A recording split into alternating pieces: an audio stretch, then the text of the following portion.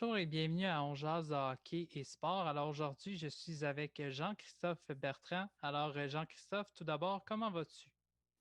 Ça va très bien, toi, Zach?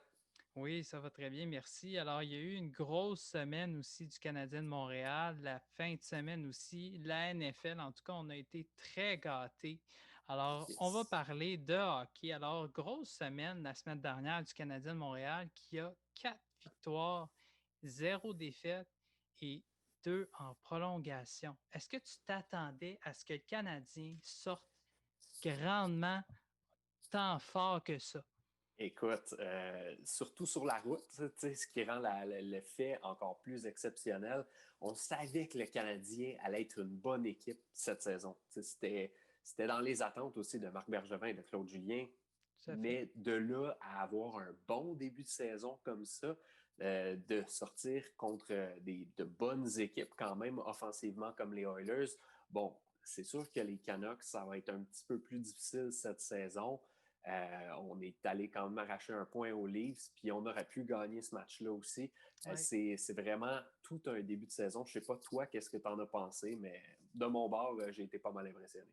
Oui, bien, tout à fait, tu as excessivement raison. Moi aussi, j'étais un peu crève-cœur quand j'ai vu que les Maple Leafs avaient gagné en prolongation. On se souvient, là, Mm-hmm. John Tavares, si je ne me trompe pas, là. C'était une passe pour Morgan Oui, c'est Riley. ça. Qui, ouais, C'est c'est ça. ça. La belle passe de John Tavares m'a un peu fait mal au cœur parce que le Canadien méritait quand même cette victoire-là et Oui, j'ai hâte à la prochaine oui, confrontation Maple Leafs qui, jusqu'ici, se débrouille quand même pas mal. oui, ben oui. Mais aussi, on va parler quand même des Oilers et des Canucks qui quand même se Mm-hmm. débrouillent pas si mal.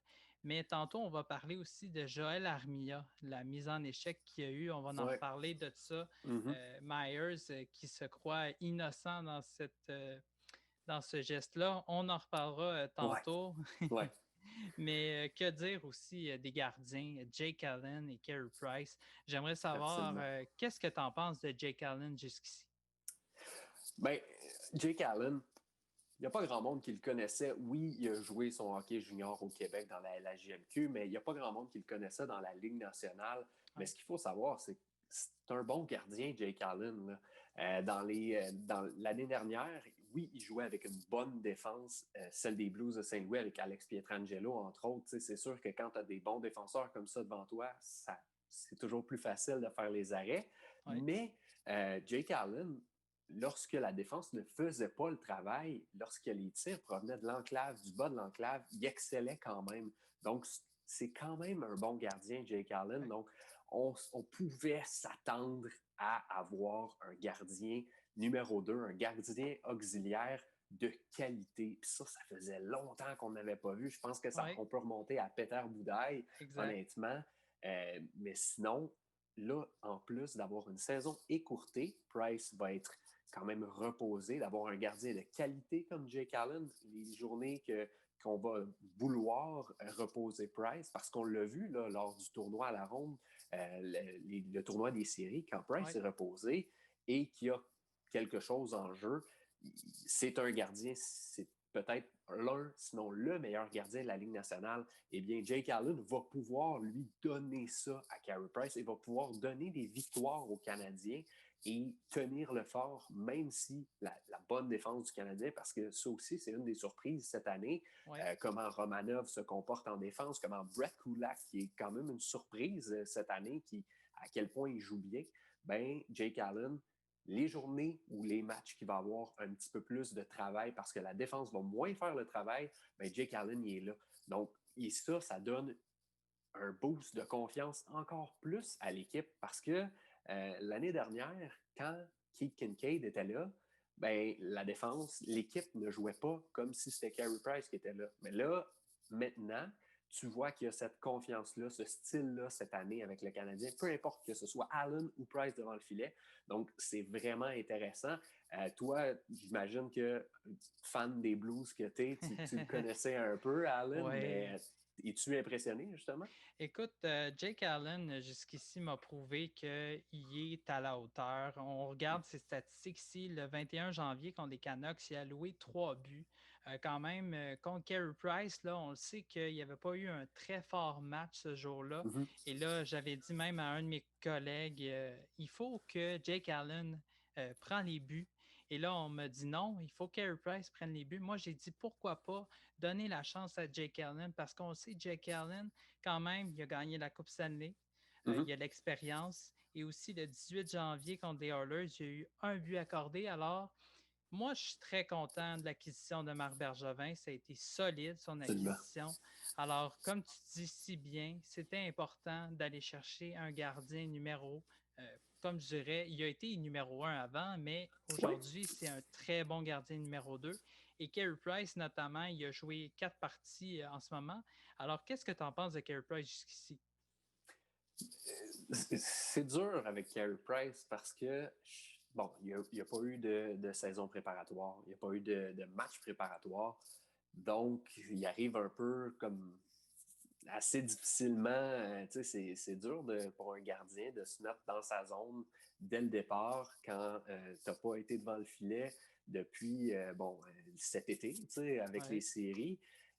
C'est sûr que c'est plus difficile. Il n'a pas affronté des mauvaises équipes, mais Carey Price, c'est pas un joueur qui va exceller en début de saison. On le connaît, on le sait, ça fait longtemps qu'il est à ouais, Montréal, on le sait. Les fameuses citations, le chill out là, aux ouais, fans parce que c'était difficile pour Carey Price en début de saison, c'est pas nouveau.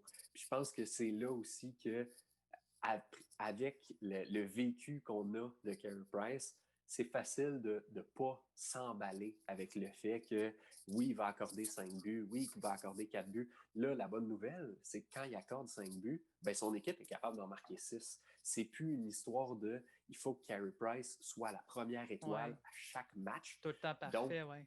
exact. Tu n'as plus besoin d'avoir un Carey Price toujours parfait. Et ben non, Carey Price, c'est pas Jésus. C'est pas parmi Non. les 5 meilleurs gardiens de la Ligue en ce moment. Non, peut-être pas. C'est peut-être le numéro 6, le numéro 7.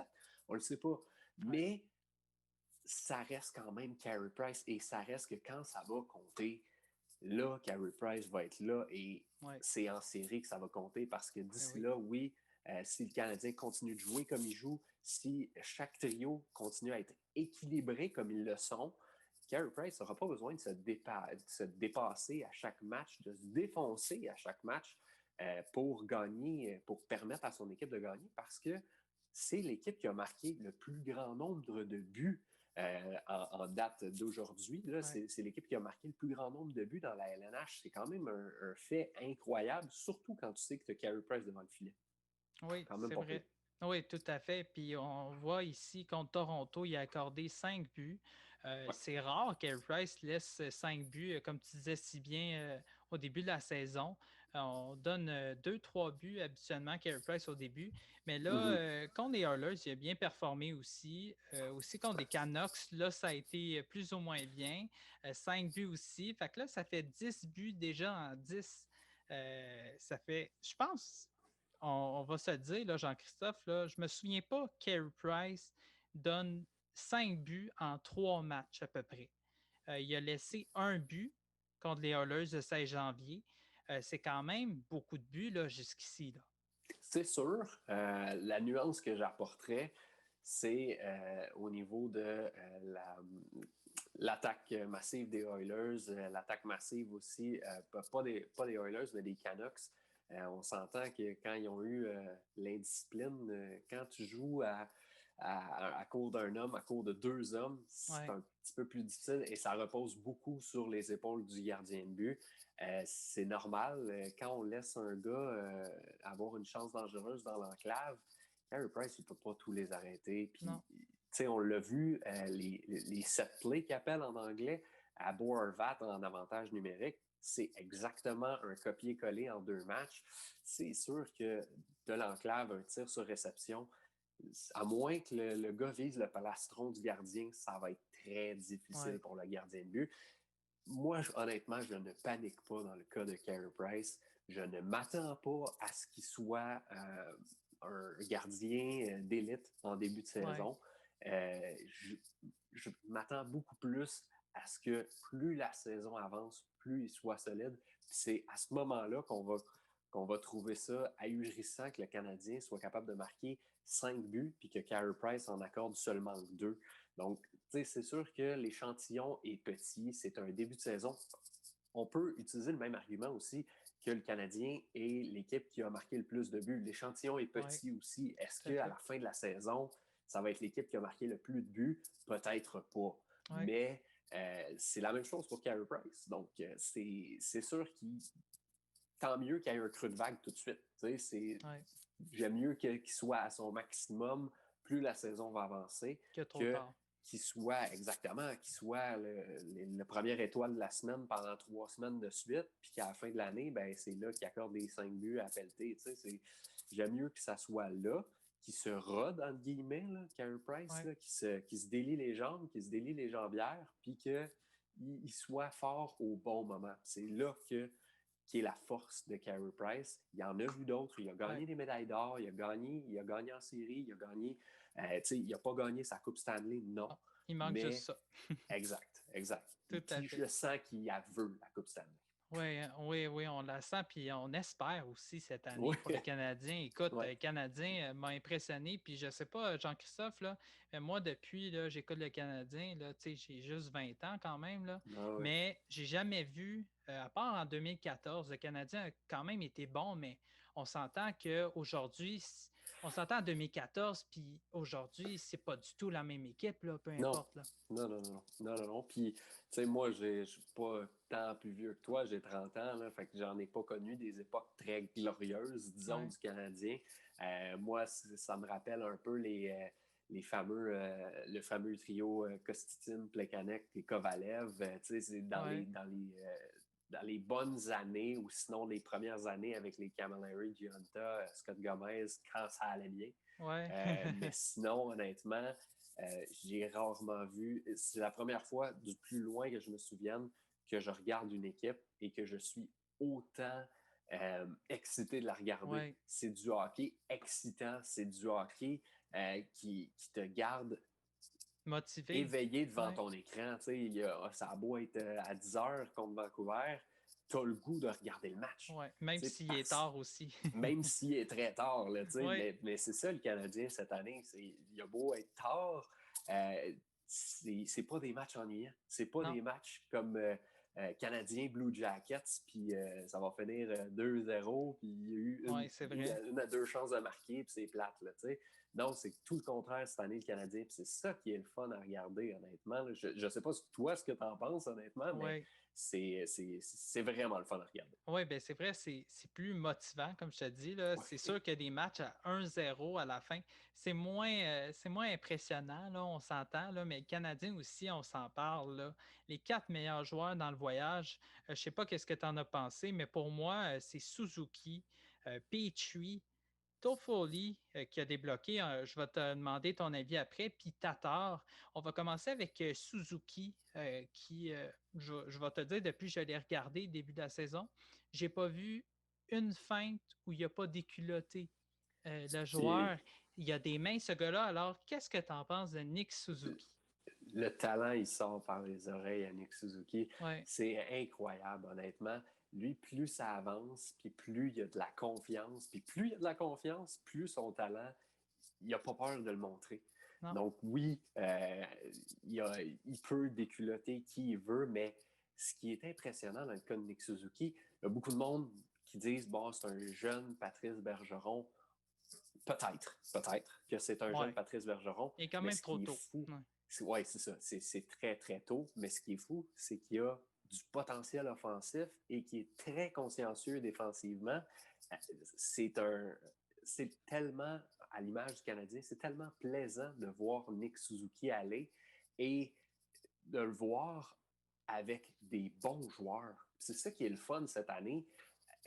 Jonathan Drouin, Josh Anderson. Jonathan Drouin, on le voyait dans les dernières années qui cherchait, mais il n'y avait jamais vraiment les bons joueurs autour de lui. Mais là, le fait d'avoir 2 gars qui voient si bien la glace en Jonathan Drouin et Nick Suzuki, après ça, tu as Josh Anderson qui va foncer au filet, qui utilise sa vitesse, sa charpente imposante. Ça permet aux joueurs de s'exprimer, de mieux s'exprimer sur la glace. Et c'est le fun à regarder. Ce Nick Suzuki-là est incroyable. Toi, j'imagine que c'est probablement un des joueurs les plus talentueux chez le Canadien que tu as vu dans ta vie. Oui, ben c'est le premier, puis c'est un de mes joueurs favoris, je te dirais. Là, depuis l'échange Patriotty, je suis très content qu'on l'ait eu. Là. Et en parlant aussi, oui, tout à fait. Et en parlant de l'échange de Patriotty aussi, il y avait Thomas Tatar aussi dans la transaction, qui jusqu'ici, en 6 matchs, il y a eu 6 points, il y a eu 3 buts et 3 assists. Alors, quand même, il y a un bon départ, Thomas Tatar. J'aime beaucoup son patinage. Et là, on le sait que peut-être l'an prochain, peut-être qu'il pourrait quitter le Canadien, mais on le sait qu'il est prêt à faire comme Sidney Crosby, demander moins pour son salaire, ce qui est quand même pas si mal parce qu'il faudra se dire aussi que si on n'a plus Tatar, ben là, c'est quand même un élément important à la gauche du Canadien. Alors, qu'est-ce que tu en penses de Thomas Tatar jusqu'ici? Ben, c'est une année de contrat pour Thomas Tatar, puis on dirait que ça paraît, puis c'est un cliché de dire ça, mais on dirait que ça paraît quand même de savoir qu'il y a une certaine... Il y a de l'urgence dans son jeu. Il veut produire, il sait que, bon, probablement qu'il s'en rend compte aussi que le Canadien a une équipe pour aller loin cette année, donc lui aussi veut mettre l'épaule à la roue, mais le fameux cliché de l'année de contrat, ben c'est ça, parce qu'à chaque but qu'il va avoir, chaque aide qu'il va avoir, chaque match qu'il va avoir, qu'il va connaître du succès, ben c'est des dollars, c'est des années de contrat qu'on ajoute. Donc, c'est sûr qu'il y a une motivation supplémentaire et je ne serais pas nécessairement surpris de le voir prendre moins d'argent parce que, soyons francs, là, Thomas Tatar, je ne suis pas certain qu'il va avoir des meilleurs compagnons de trio que Brendan Gallagher puis Philippe Danault ailleurs dans la Ligue nationale. C'est sûr que s'il signe avec les Pingouins puis on lui dit tu vas jouer avec Sidney Crosby ou avec l'Avalanche avec McKinnon, c'est sûr que ou Connor McDavid à Edmonton, là, OK, peut-être que je vais me dire vas-y, Thomas, vas-y. Mais sinon, honnêtement, en termes de trio qui se complètent absolument bien, ben Danault, dans les deux sens de la patinoire, puis il est bon pour faire alimenter ses ailiers. Tatar avec Gallagher aussi, on l'a vu dans le dernier match contre les Canucks, la présence d'esprit de Tatar de ne pas toucher à la rondelle avant que Danault revienne et puis finalement la passer à Gallagher. Tu vois qu'il y a une chimie depuis 2 ans, peut-être même un petit peu plus entre ces trois gars-là. Donc, ça ne me surprend pas du tout de voir Thomas Tatar connaître du succès en plus dans une année de contrat. Je pense que ça s'enligne bien pour Thomas Tatar cette saison, absolument. Oui, tout à fait. Tatar aussi, tout du hockey qui s'en vient aussi. Je ne suis pas inquiet là-dessus.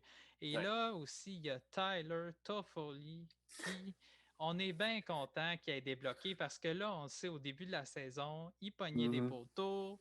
Là, ça allait pas bien. Et là, il a débloqué enfin. Et c'est contre son ancienne équipe aussi, les Canucks de Vancouver. Et moi, je me disais, eh mon Dieu, les partisans qui n'étaient pas contents après le directeur général des Canucks, là, quand tu vois ça à la télévision, là, j'aimerais pas ça les voir en ce moment, leur réaction, ils doivent être pas contents, là. Alors, qu'est-ce que tu en as pensé de Tyler Toffoli qui a 6 buts, je crois, jusqu'ici? Je pense que c'est 5, si je ne me 5 trompe buts? pas, mais écoute, moi, je ne suis pas surpris de voir Toffoli connaître du succès contre les Canucks. Pas nécessairement parce que c'est son ancienne équipe, on s'entend, là, il a joué 10 matchs de saison régulière plus les séries. Plus parce que c'est une défense qui est horrible, les Canucks de Vancouver. J'en avais parlé un peu la semaine passée. C'est une défense qui a beaucoup de misère dans l'enclave et le pain et le beurre de Tyler Toffoli, c'est l'enclave. On l'a vu. C'est sûr que des fois, il arrivait seul devant le gardien, mais des fois, souvent, c'est pas très loin du gardien qui va marquer ses buts. Des tirs déviés. Il a complété une belle passe de Suzuki qui était quasiment dans le but, Tyler Toffoli, à ce moment-là. Tu vois qu'il y a besoin d'être dans cette zone-là. Et là, je vais mettre un frein. Oui, il vient d'être nommé meilleur joueur de la semaine, la première étoile de la semaine dans la Ligue nationale, mais ne vous attendez pas à 25 buts de la part de Tyler Toffoli. Non. Oui, il connaît un excellent passage en ce moment et c'est normal aussi. Un gars qu'il faut mentionner, là, qu'on ne mentionne pas beaucoup, c'est Jesperi Kotkaniemi Ouais. qui, cette année, est excellent, surtout en zone offensive. Ouais. Le gars va, ça va être un sujet de ma prochaine chronique avec Sportlogic.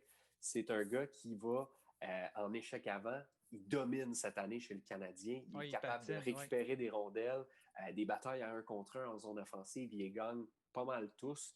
Donc, c'est un excellent joueur pour Tyler Toffoli parce qu'une fois qu'il a gagné le disque, ben, il a juste à passer à Toffoli qui, lui, est capable de la mettre dedans.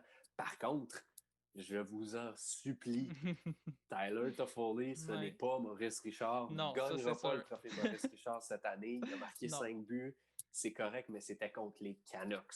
Il faut se dire ça. Les Canucks vont finir avant-dernier de la division Nord avant les Sénateurs qui vont finir dernier. Donc, c'est pas une équipe... il va pas faire ça chaque semaine, le Tyler Toffoli. Loin de là, mais on va le prendre.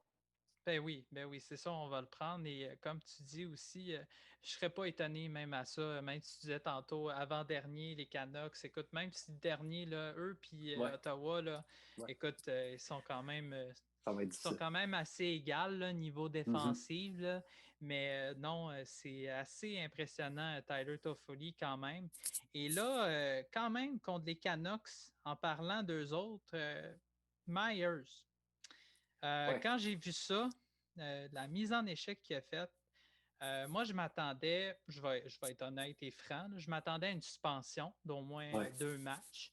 Il y a beaucoup de monde Je qui le s'attendait à voyais, ça. oui, exactement, et je voyais que c'était volontaire et la frustration et de l'antisportif. Moi, j'étais un peu déçu de Myers. Je trouvais que ça manquait de couilles parce que, tu sais, je comprends, tu es frustré, mais tu sais, Armia, en plus, est dans une position vulnérable. Tu sais, prends-toi quelqu'un de ta taille, au pire, va prendre chez Weber, là. Tu sais, c'est comme Chara qui se prend à Gallagher, là, des fois, ça me fait rire. Mais est-ce que tu t'attendais à une suspension de la Ligue nationale envers Tyler Toffoli? Tyler Myers. Oui, honnêtement, si tu es la Ligue nationale et tu veux être conséquent et tu veux enrayer des coups comme ça, dans ma tête, tu n'as pas le choix. Et c'est pas une histoire de c'était contre le Canadien. Si ça s'était passé contre les Sénateurs d'Ottawa, c'est la même chose. C'est applicable à tout le monde, oui. Tu veux enrayer ces coups-là. Je comprends que c'est un coup, entre guillemets, il n'y a pas de matière à suspension pour des coups dans l'angle mort, des blindside hits qu'ils appellent. Il n'y a pas de suspension dans le livre des règlements, mais rendu là, mets à jour ton livre des règlements juste pour ça, parce que après ça, tu ouvres la porte à ben le joueur, il m'a jamais vu venir, mais c'est correct, je l'ai plaqué normalement, puis OK, on passe à autre chose. Tu sais, c'est pas une histoire aussi, il a réglé ses comptes avec Joel Edmondson après, ça n'a pas rapport, pas en tout, là. Non. Je pense que même s'il avait été suspendu, il y aurait eu une bagarre après, puis c'est correct. Ben, non, c'est pas correct, mais il y aurait eu une bagarre après. Mais la Ligue nationale se doit, si elle veut faire respecter des coups salauds comme ça, là, tu te dois de suspendre, que ce soit juste pour un match. Que ce soit juste pour un match. Suspends-le. Ne fais pas l'aveugle devant des coups comme ça, parce qu'après ça, tu ouvres la porte à beaucoup de récidives de la part des autres équipes en disant, ben regarde, Tyler Myers, le gars, il était vraiment clairement frustré.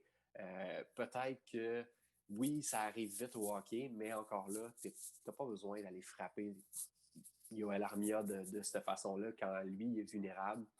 J'ai bien de la misère, honnêtement, avec le coup, mais aussi avec la décision de la Ligue de ne pas le suspendre. Oui, puis aussi, on va retourner un petit peu en arrière aussi. Un exemple, Paul Barron qui avait fait la mise en échec contre le joueur des Panthers. Mackenzie Weegar. Oui, exactement. Puis c'est ça. Moi, je donnais des exemples aussi à d'autres mondes. Je disais, bon, ben, pourquoi on a donné une pénalité à Paul Barron, une suspension aussi de 3 matchs, si je ne me trompe pas. Exact. Alors, si on compare les deux, ben, tu sais, il y a Paul Barron, on s'entend, c'est pas le plus gros joueur contre Myers, là, on s'entend, mais je pense que c'était pas fort, Paul Barron, quand même, son geste, mais Non. je pense que Myers était plus volontaire, il savait ce qu'il faisait, puis c'est ça que je trouve ça dommage, c'est que Non. Joël Armia, c'est comme s'il y avait tout le temps le karma après lui. Quand ça va tout le temps bien, il est tout le temps blessé après. Ouais. L'année dernière, il y avait eu une super séquence. Il a été blessé à la cheville. Puis là, cette année, c'est commotion cérébrale. Je veux dire, la malchance tourne autour de lui. C'est Pauvre gars. vraiment triste.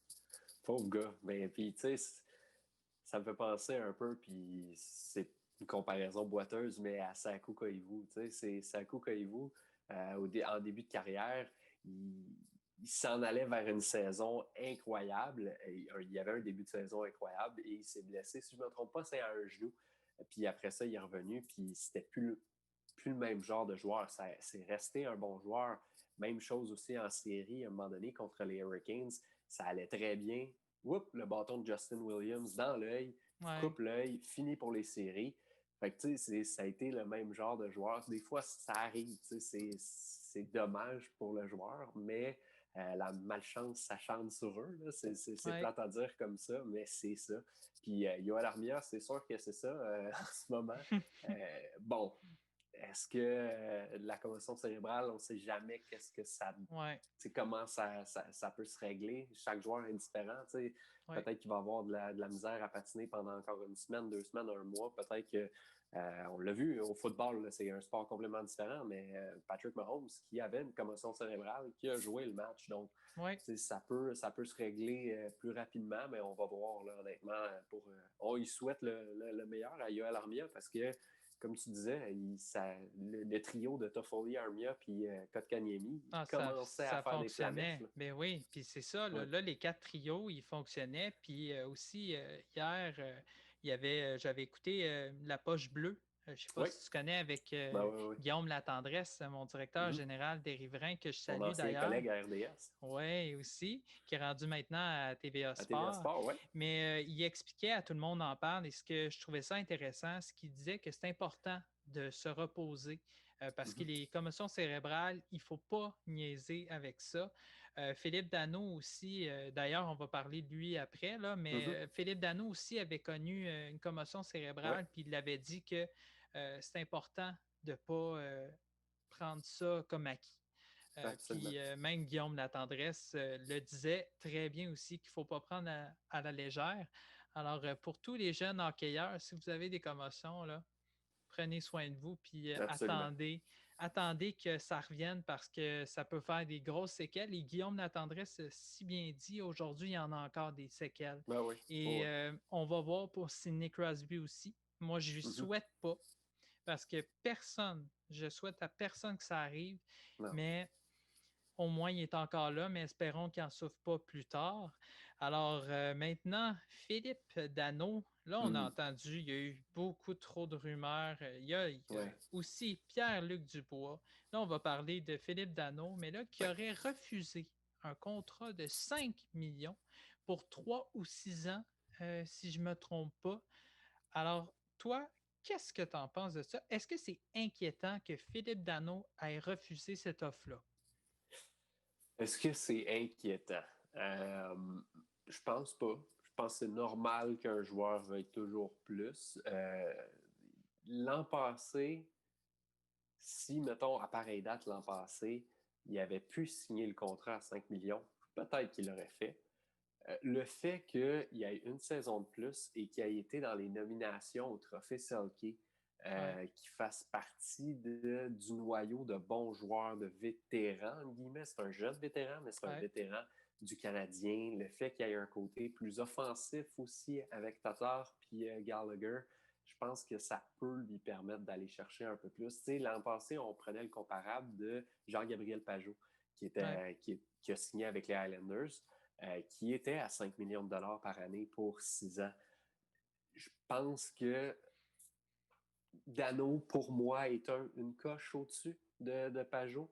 Fait que si on utilise ce comparable-là, si Danault arrive à Marc Bergevin et il dit ben regarde, Pageau, il fait ça, là, 5 millions. Moi, j'aimerais savoir 5 millions et demi, 6 millions.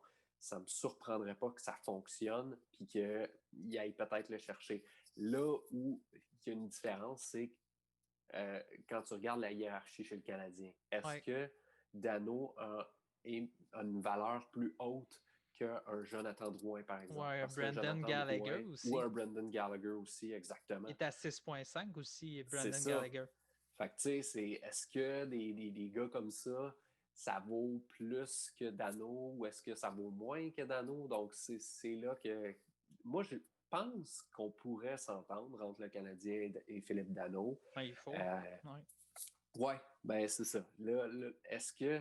C'est parce qu'aussi, tu sais, est-ce que Dano va être un troisième centre à partir de maintenant? C'est ça aussi qui est tough parce que là, on l'a mentionné, il y a Nick Suzuki qui est possiblement le centre numéro 1 d'avenir de cette équipe-là. Tu as Kotkaniemi qui va être le centre numéro 2 de cette équipe-là. Est-ce que Philippe Dano, plus ça va aller, plus tu veux-tu, dans 6 ans, payer Philippe Dano à 6 millions de dollars s'il y a un jeune qui est capable de faire sa place? C'est plate, c'est la business. Puis Philippe Dano, honnêtement, c'est un gentleman, ce gars-là. C'est un méchant bon gars. En dehors de la glace, là, pour avoir fait des entrevues avec lui, c'est vraiment un gars, c'est un gentleman. Il est vraiment le fun, Philippe Dano. Puis c'est un bon ambassadeur pour le Canadien. Mais malheureusement, puis il le répète souvent, là, c'est une business, le hockey. Puis est-ce que dans 6 ans, il ne va pas avoir un Jake Evans qui va être capable de prendre des rôles de 3e trio, puis il va avoir quelqu'un d'autre sur le 4e trio? Ça se peut très bien. Donc, honnêtement, je ne suis pas sûr que je donnerais un méga contrat à Philippe Dano. Dans les 5 millions 200 000, quitte à le signer justement pour 6 ans à la limite, mais de diminuer le salaire. Donc, mettons d'y aller avec un 5 200 000 pour 6 ans. Ben là, je serais plus à l'aise avec ça. Non, je ne suis pas surpris qu'il ait, pour répondre vraiment à ta question, je ne suis pas surpris qu'il ait refusé parce que, d'après moi, actuellement, il vaut plus que ça. Mais est-ce que dans 4, 5, 6 ans, il va valoir plus que ça? C'est là ça va être dur à dire. Oui, ben c'est ça. Moi aussi, j'ai un petit peu de la misère à voir Philippe Dano. Ça reste que, comme tu dis si bien, c'est une business aussi. Mais là, ce qui m'inquiète, c'est là, qu'il ne veut pas 5 millions, ce qu'il veut 6, ce qu'il veut 6,5. Moi, j'ai entendu, c'est encore des rumeurs, là, qu'il voudrait 7 millions. Là, rendu là, pour moi, c'est trop.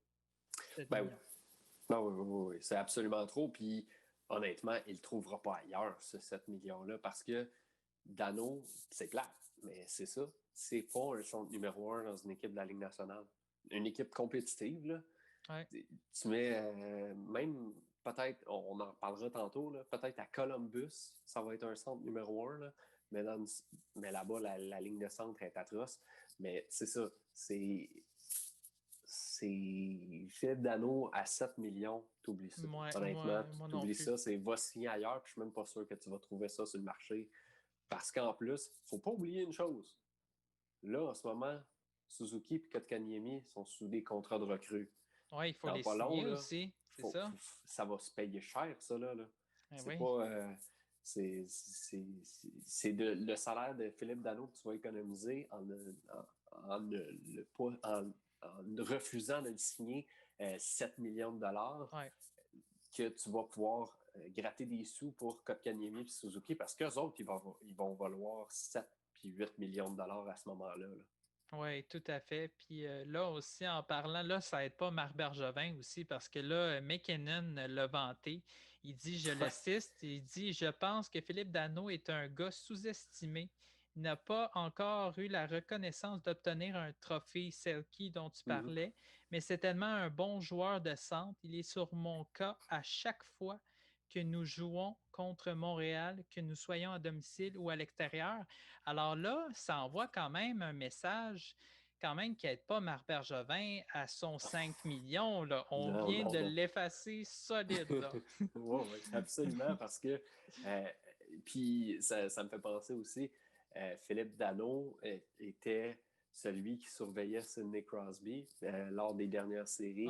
Puis Crosby n'a pas été le joueur qu'il pouvait être lors des séries On a à Sportsnet, lors du premier match du Canadien, ils ont dit l'année passée, Philippe Danault, quand il est sur la glace en même temps qu'Austin Matthews. Austin Matthews n'a pas marqué de but l'année dernière, toute l'année dernière. Donc, tu vois l'impact défensif qu'a Philippe Danault.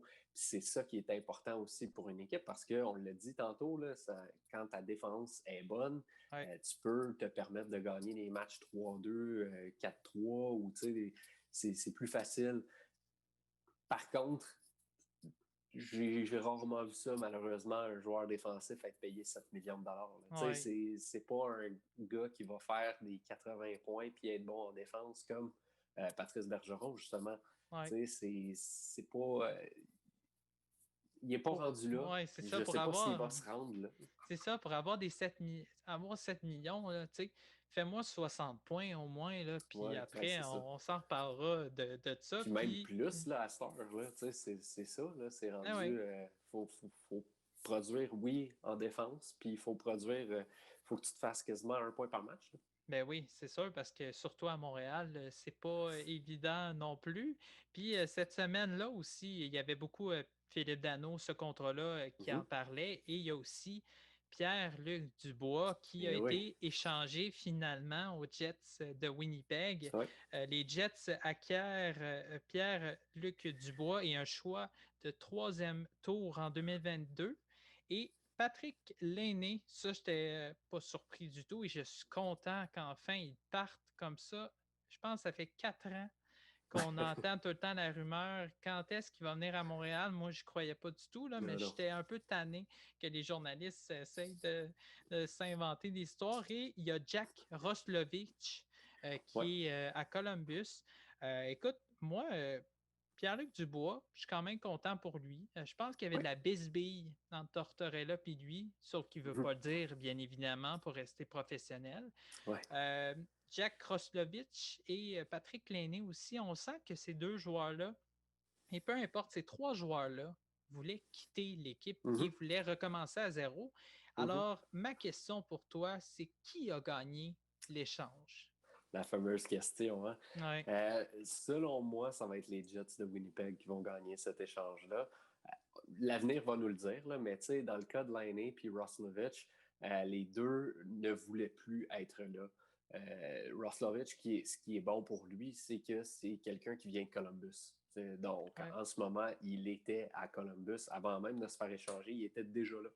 Donc, c'est quand même bon pour lui. Mais Patrick Lainé, c'est un bon joueur. Peut-être que c'est un meilleur franc-tireur que Pierre-Luc Dubois. Le problème que j'ai en ce moment, puis j'en glissais un mot tantôt, c'est qui va lui donner la rondelle. La ligne de centre des Blue Jackets, c'est atroce. Actuellement, c'est Max Domi, le premier centre de l'équipe.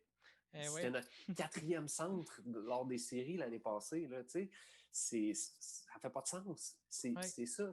Le talent de ce gars-là, de Patrick Lainé, est indéniable. C'est sûr que ce gars-là, il est capable de marquer des buts. Ça se peut qu'il va en marquer des 30, des 40 buts par saison. Mais qui va lui mettre la rondelle? Il ne peut pas tout faire tout seul. Là. Hey, Patrick Lainé, en ce moment, là, je vais te dire les 2 premières lignes des Blue Jackets. Tu as Max Domi au centre avec Nick Foligno, Cam Atkinson. Après ça, Alexandre Texier, Olivier Bjorkstrand et Boone Jenner. Là-dedans, là, Patrick Lainé là, ne va pas... Il n'y en a pas un là-dedans, honnêtement, qui est capable de la mettre sur la palette de Lainé pour qu'il tire. Honnêtement, ça va prendre des passes de Zach Werenski ou de Seth Jones pour que Lainé il marque des buts. Puis encore là, pourquoi aussi je donne les Jets victorieux dans cette transaction-là, c'est que dans 2 ans, Lainé n'est même plus à Columbus. Son contrat se termine, là. Il ne voudra même plus être là. Non, il n'y aura pas de fun. Non. Si Tortorella reste aussi. Là. En plus. Ça reste. Puis du côté de Dubois, là, il va passer d'un centre numéro 1 à peut-être, potentiellement, moi, je ne le vois pas rester au centre. Encore une fois, c'est Paul Maurice qui va prendre la décision, là, mais je ne le vois pas rester au centre parce que, bon, la première ligne de Scheifele, Wheeler, Connor, tu ne touches pas à ça. Après ça, Stastny, Eller, puis Kopp, Kopp va écoper pour mettre Dubois à gauche probablement de la 2e ligne. Et ça pourrait être bénéfique pour lui. Honnêtement, s'il va jouer avec des meilleurs joueurs, ça risque d'être bénéfique pour lui offensivement. Il arrive dans un marché qui est un petit peu plus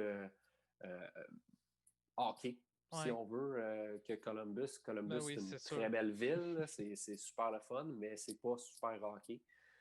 Donc là, il arrive au Canada. Il y a son père qui est là aussi à Winnipeg, qui est entraîneur adjoint avec le Moose du Manitoba. Donc, tu sais, ça va. Il y a un environnement gagnant pour lui en ce moment. Puis, ça se pourrait que dans 2 ans, il s'en aille de Winnipeg aussi. Ouais, Puis que mais là, c'est ça. ça soit un kiff-kiff au niveau de la transaction ou que les Blue Jackets gagnent parce que l'aîné finalement décide de rester. Mais d'après moi, à long terme, les Jets vont sortir gagnants de cette transaction-là parce que Roslovich, c'est un bon joueur, mais ça ne sera pas un joueur élite. Puis l'aîné, ben, comme j'ai dit, je vois avec qui il va jouer, mais honnêtement, si c'est Max Domi, c'est pas. C'est pas si excitant que ça, là, Max Non, Domi. Non, surtout on pas pour s'ennuie lui. pas. On s'ennuie pas de D'après lui, moi, surtout. D'après moi, il va jouer à Fortnite pas mal. Ouais, comme Peeling d'ailleurs, ça joue pas mal à Fortnite, mais bon, qu'est-ce qu'on veut, hein? C'est eux qui décident leur vie, hein? C'est pas la Voilà. nôtre. Mais Voilà. aussi, Roslovich, aussi, t'en parlais. Il avait hâte aussi de quitter les Jets. On sentait qu'il y avait un goût amer envers les Jets. Beaucoup plus que Patrick Laine, qui, quand même, on a vu sur Instagram, était quand même sous le choc d'avoir été échangé. Je pense qu'il ne s'attendait pas à être échangé nécessairement à Columbus aussi. Ben, tu t'attends jamais vraiment à être échangé, même si je pense que l'aîné ne s'attendait pas à être échangé, même s'il savait qu'il ne resterait pas à Winnipeg. Mais tu sais, c'est ça, avec les rumeurs et tout, tu as bien beau dire je ne m'attends pas à être échangé, mais ça fait 3 ans que son nom est dans les rumeurs de transaction. À un moment donné, tu ne dois pas être si surpris que ça. Mais c'est surtout, c'est ça,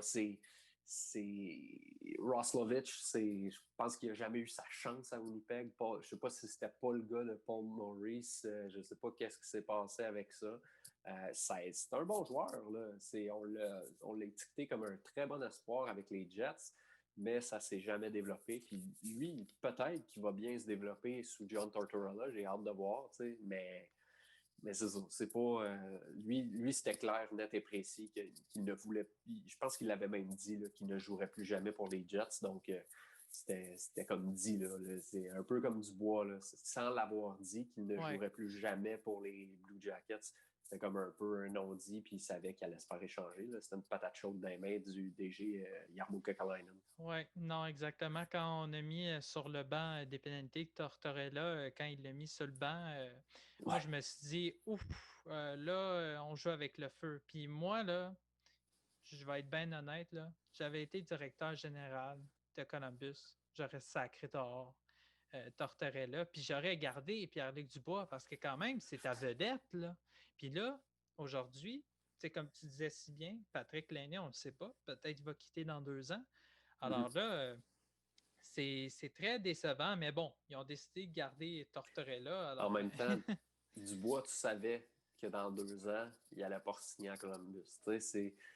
Puis l'affaire aussi, en mettant dehors un entraîneur, c'est toujours un couteau à double tranchant parce qu'après ça, tu dis aux joueurs qui sont meilleurs ou plus importants que le coach.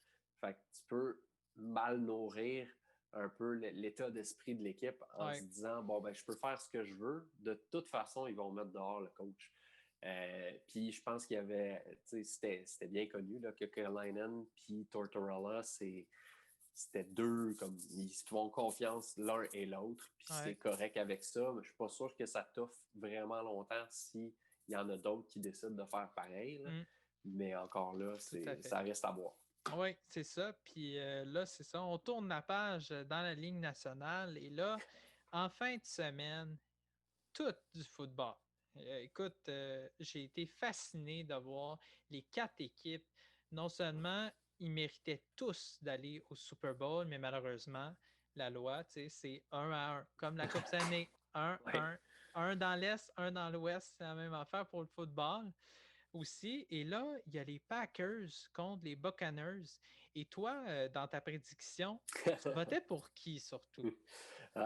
Écoute, dans la semaine passée, là, ceux qui vont aller regarder mes prédictions de la semaine passée, je me suis trompé dans les deux cas. C'est pas OK. compliqué, c'est correct comme ça. Ben oui, Mais ça arrive là je aussi. m'attendais à un gros match entre les Bucks et les Packers. Et c'est ça qui est arrivé. Au début, on pouvait en douter, honnêtement, après la première demi, là, surtout avec le jeu de la longue passe à Miller, de Brady à Miller pour finir la première demi. Mais c'est ça. Ça a été un match en 2 temps pour les deux corps arrière et un match en 0 temps pour Matt LaFleur, Ouais. l'entraîneur-chef des Packers, parce qu'honnêtement, ça a été les décisions très, très, très, très, très douteuses, là, comme de Ouais. faire un placement en fin de match quand un touché avec un converti de 2 points, c'est l'égalité, puis tu redonnes ça à Tom Brady, Ouais, qui c'était a assez bien bizarre. fait en première demi. C'est des décisions un peu spéciales, mais on s'est tiré dans le pied, honnêtement. Il y a des mauvaises décisions aussi. Aaron Rodgers a été bon, mais encore là, Ils ont des manqué fois, il aurait pu. d'opportunités, oui. Ouais, il a complètement manqué d'opportunisme. C'est dommage parce qu'il a eu une très belle saison. Il aurait pu avoir un très bon match. C'était une belle remontée en plus, là, en deuxième demi. C'était le fun Ouais. à regarder. Mais tu sais, il y a certaines affaires, là, comme oui, il y a eu Davante Adams qui a fait un toucher, mais avant ça, il était un peu effacé. On savait que le jeu au sol allait être difficile, mais on a Ouais. eu beaucoup de revirements du côté des Packers. Ça a été un match en dents de scie du côté des Packers. Puis Tom Brady, ben, c'est le meilleur carrière de l'histoire de la NFL. Ouais. Encore, il l'a prouvé, honnêtement. Même si la deuxième demi n'a pas été à l'image de la Sensationnel, ouais. première, là, Mm. exactement sensationnelle, il y a quand même, lors de la première demi, c'était le Tom Brady qu'on a toujours vu qui se rend au Super Bowl pour une 10e fois. Là. C'est comme. Tu peux pas parier contre ce gars-là, même si Non. tantôt je te donne un scoop, je risque de parier contre ce gars-là. Oui, ben c'est ça, justement, moi, pour aller avant le match. Écoute, moi, je votais pour les Buccaneers, mais ce que je n'ai Ouais. pas aimé de Tom Brady, puis ce qu'on a vu aussi, même quand il était avec les Patriots, c'est que moi, ce que j'aime, c'est que quand il met de la pression, il choke. Puis Ouais. c'est ça. Puis là, ce qui a fait beaucoup, j'ai remarqué hier, même s'ils ont gagné quand même, là, les Buccaneers, je trouve que quand même, avec Tom Brady qui sont allés, je pense que c'est l'homme de la situation, mais il fait beaucoup d'interceptions. L'équipe adverse, hier, ils ont quand même beaucoup attrapé le ballon. Ça a quand même tué beaucoup les Packers. Malheureusement, ils n'ont pas pris l'opportunité. Mais là, on va reparler aussi des Chiefs contre les Bills, Mm-hmm. les Chiefs, super belle victoire. Mais avant de parler de ce match-là, au Super Bowl, Tom Brady devrait être parfait parce que là, contre Mahomes, Non, c'est ça. ce qu'on a vu, là, d'ailleurs, on va en reparler. Là, Kansas City a gagné hier 38-24 contre les Bills. Tout le monde votait pour les Bills. Je voyais sur Instagram, Facebook, on vote tous pour les Bills. On aurait dit, toi puis moi, on votait pour Kansas City d'ailleurs. Et non, c'était une belle victoire. Et aussi, Patrick Mahomes, je priais pour qu'il revienne parce que je voulais qu'il joue. Et c'était important. Et comme tu disais si bien dans la précédente chronique, tu disais c'est important, Patrick Mahomes, qu'il ne revienne pas dans les séquelles, là, comme Mm-hmm. on disait si bien Qu'ils ne avec reviennent pas Guillaume amocher. Latendresse. Ouais, Ouais, exact. exactement, que c'est important qu'il soit à 100%. Il a passé tous les tests. Et Mm-hmm. là, il était blessé aussi au petit orteil. Fait que là, il est Ouais. blessé mentalement, puis aussi le petit pied, mais là, ils ont mis une prothèse pour le pied. Pour un gars, Jean-Christophe, qui a une commotion, pas si mal joué que ça.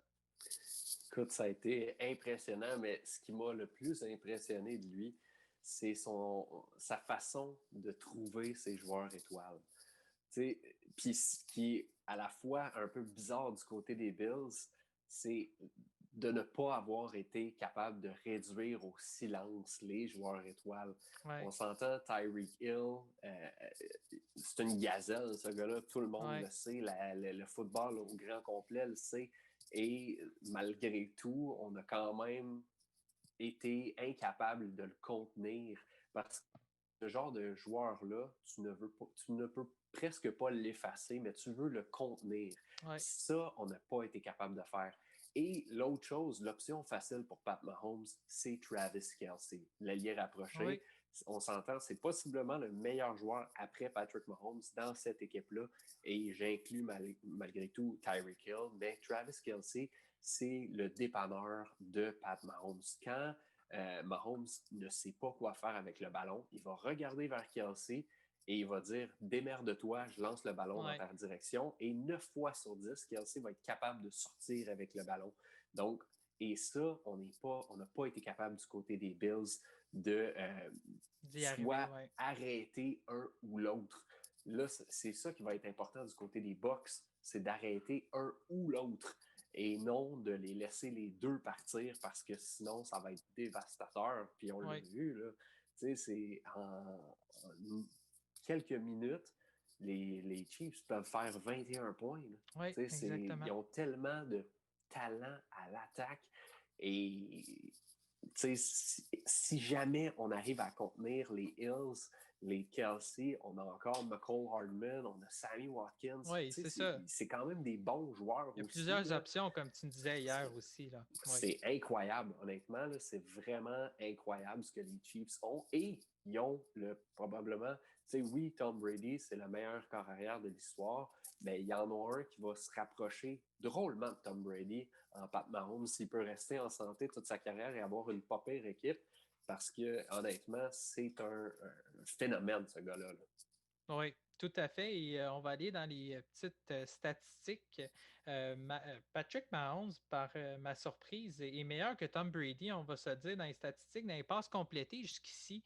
Mahomes est à 65,4 et Tom Brady est à 63,3, ce qui est quand même, il n'y a pas un grand écart quand même. Dans les passes en mètres, il y a 348,8 du côté de Mahomes et 300,5. On est encore assez loin, distancé cette fois-ci. Et les touchés, par contre, en pourcentage, 11 sur 3 du côté de Mahomes et 6 sur 5. Alors, ça va être quand même un bon duel de corps arrière. Et aussi, on va se le dire, là, RDS même, il se dit, il ne faut pas le donner d'opportunité à Patrick Mahomes parce qu'il a fini, je crois, premier en 2018. Il a été avec 18 passes les plus complétées. Alors, Patrick Mahomes, c'est quand même un phénomène, comme tu disais. Alors, c'est sûr que, comme tu disais si bien, si on n'arrête pas Patrick Mahomes, ça va être difficile. Et aussi, on va se dire, là, chez les Buccaneers, il faut arrêter aussi Tom Brady. Il faut y mettre de la pression. Comme si on. Il faut. Moi, ce que j'ai aimé beaucoup de l'attaque, c'est qu'on a mis de la pression sur les Bills. Et c'est ça que j'ai adoré quand ils ont reculé du terrain. Ils étaient solides, il n'y avait rien qui marchait des Bills. Alors, c'est sûr qu'il faut donner de la pression à Brady, il faut le frapper, faut l'empêcher parce qu'il est dangereux. Là. Ce qu'il va falloir regarder aussi, puis on l'a vu, Josh Allen s'est fait frapper solidement à plusieurs reprises. Et ça, Tom Brady, quand il se fait frapper, il n'aime pas ça. Ça le dérange, ça l'enlève un peu de la game.